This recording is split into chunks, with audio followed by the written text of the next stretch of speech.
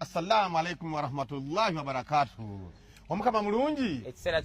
kyonna bannange mwebale nnyo mwebalire ddala abaana bange abawagizi bange mikwano gyange bakoddomi bange bassezaala banyazaala ne bakamwana mwenna abanfolowinze bannange mbalabye muzze n'amaanyi amasanyalaze gani gago gange bannange gange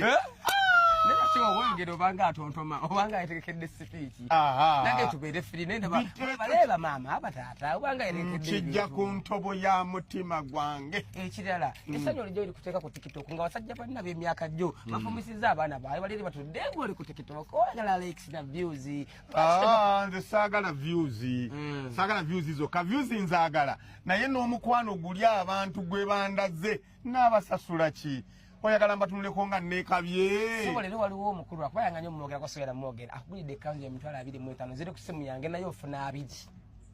ekyo gwo kimanyi obanga obusiramu obukukkiriza atotekawo obuwaire bwa busiramu bwe bukukkiriza nti muno bamuwa nga bayitiddewo nti okukwa kukendeeza minzaani mukulu omwogera aganye zonna aganye alhamdulillahi rabbil alamin webale nnyo ddala ekanzu yange bannange gyebale ddala omuntu kweza ebunyumira